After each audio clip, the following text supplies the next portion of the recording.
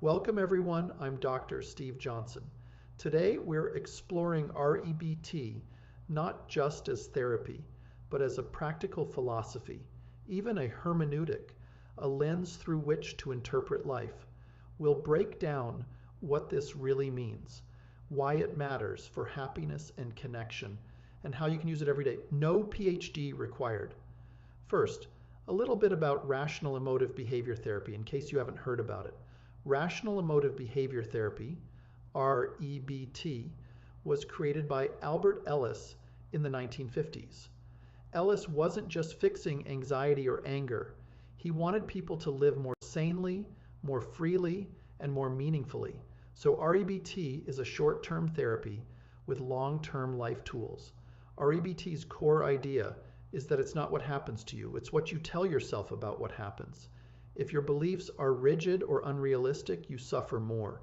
If your beliefs are flexible and rational, you cope better.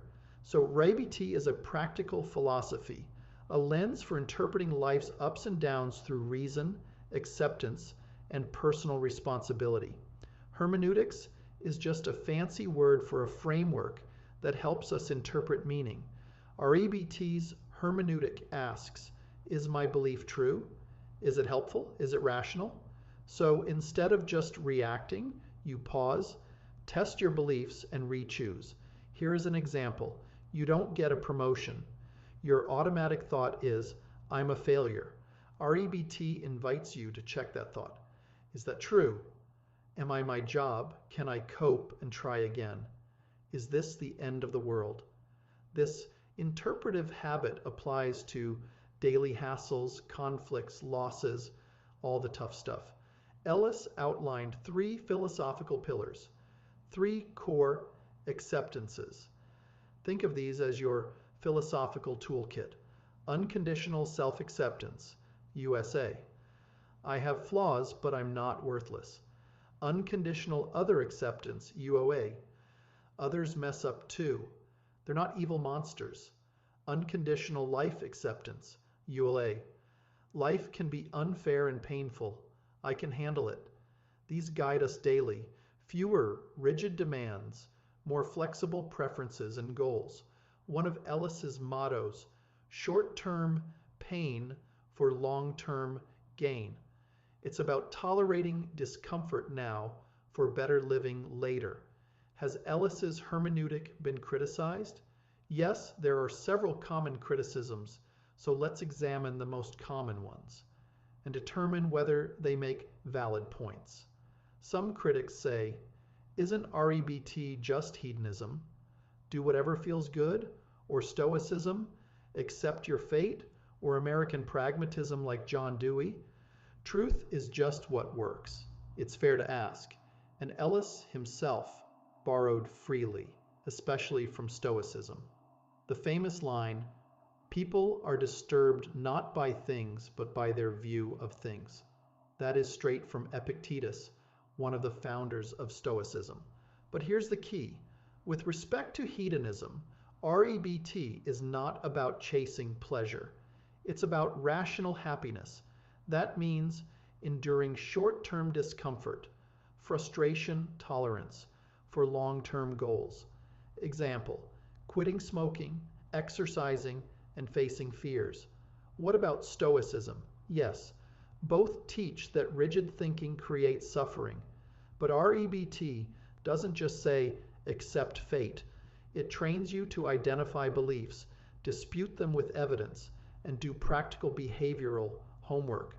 And pragmatism, REBT agrees that beliefs should be tested by consequences, but it's a structured therapeutic system with the ABC model, disputing techniques, and other cognitive, behavioral, and emotive methods, not just a broad idea about truth. So yes, REBT borrows from Stoicism, hedonistic ideas of happiness and pragmatism, but it's unique because it turns these insights into step-by-step tools for real people living real lives.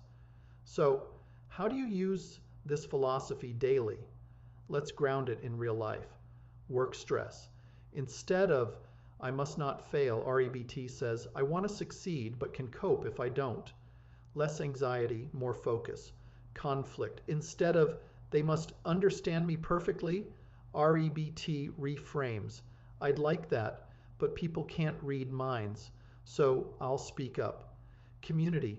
Unconditional acceptance makes you less reactive and more forgiving, which improves your relationships and overall health. This is rational living. Life won't be perfect, but you'll handle imperfection better. How does this REBT philosophy of life improve health and connection? Research indicates that self-acceptance, acceptance of others, and realistic thinking can lower stress, boost immunity, and enhance mood. When you practice rational beliefs, you have less chronic anger, guilt, or anxiety, so you can show up better for your family, workplace, and community. Rational living ripples outward. You model it for your kids, your coworkers, and your partner. So REBT is not just self-help. It's a philosophy for healthier communities. Let's bring this all together. REBT as a philosophy means living with realism, rationality, and compassion, not chasing perfect bliss or avoiding all discomfort. It's daily practice. Check your beliefs, tolerate discomfort, act wisely. It's a hermeneutic, a lens for seeing life clearly so you can respond, not just react. And when we live this way, we help build better relationships and stronger communities, one rational conversation at a time.